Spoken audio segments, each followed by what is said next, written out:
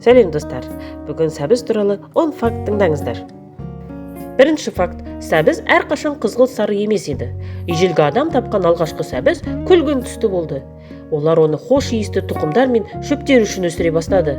Өйткені оның қатты ашылғына байланысты сәбіздің өзін жеуге мүмкін болмады.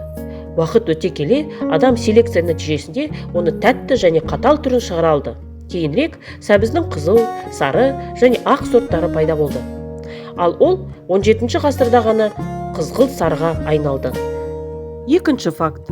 Сәбіз қараңғыда көруді жақсартады ма? Сәбіздің қараңғыда көру қабілетін жақсарту қабілеті туралы миф Екінші дүниежүзілік соғыс кезінде пайда болды. Британдық әскерилер жау ұшақтарын анықтаудың жаңа технологиясын жасыру мақсатында ұшқыштар сәбізді көп жейді. Бұл оларды күндізгідей түнде көреді деп мәлімдеді. Сәбіз құрамындағы А дәрумені көздің тор қабығын нығайтады, бірақ қараңғыда көру қабілетіне әсер етпейді. Үшінші факт. Морковча нағыз корей салаты ма?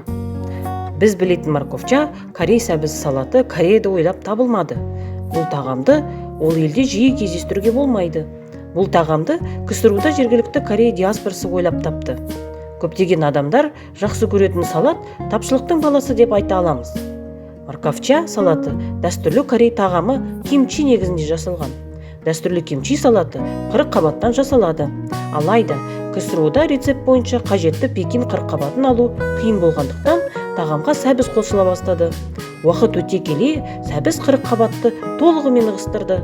Кейін біз білетін морковча дәмдеуіштер мен сарымсақ қосылған сәбіз қалды. Төртінші факт. Сәбіз терінің түсін өзгертеді. Егер сіз сәбізді жиі және көп жесеңіз, терінің түсі сарғыш қызыл сарыға жақын болады. Ресейлік хайуанаттар бағының қызметкерлері қоқиғаздың, яғни фламинго рационына сәбізді дәл осы себептерден қосады. Осы жарқын құстардың қауырсындарының түсін сақтау үшін табиғатта қоқиғаздар шаян тәрізділерді жеу себептерінен осындай ерекше әдемі түске ие. Бесінші факт. Сәбіз рекордшы. Ең ұзын сәбіз оңтүстік Уэльсте, Ұлыбританияда өсірілді. Оның рекордтық өлшемі 5 метр 84 сантиметрді құрап, Гиннестің рекордтар кітабына енгізілді. Ең ауыр сәбіз 1988 жылы Аляскада өсірілген. Оның салмағы 8 килограмм 61 граммды құрады. Алтыншы факт. Жаңа материал. Шотланд ғалымдары Дэвид Хепфорд пен Эрик Кит 2007 жылы сәбізге негізделген биологиялық және жоғары технологиялық материалды ойлап тауып, оған Карн деген ат қойды. Олар сәбізден наноталшықтарын алып, оларды арнайы шайырмен біріктірді. Карн алғаш рет қарапайым қармақ жасау үшін қолданған. Өнертапқыштар Карнды экологиялық таза материал деп санайды. Оны сноубордтар, автомобиль компоненттері және басқа да өнімдер жасау үшін пайдалануға болады деп ойластырылған. Ол көміртекті талшықты алмастыра алады және өндіруде қолданылатын мұнай тұтынуды азайтуы мүмкін.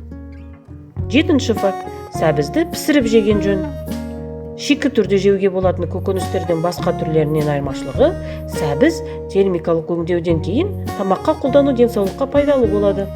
Пісіру кезінде сәбіздің қатты жасушылық құрылымы бұзылып, бета-каротин бөлінеді. Бұл сәйкесінше витаминнің ағзаға тезірек сіңуіне әсер етеді.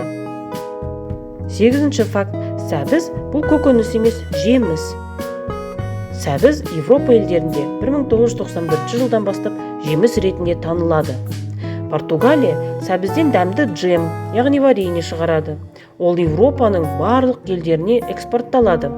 Ал европалық заңға сәйкес джемді тек жемістерден дайындауға болады. Бұндай жағдай европалықтардың белгілі бір заңды өзгертпей, заңды айналып өту шешіміне келеді. Сондықтан Европада қазір сәбіз бұл жеміс.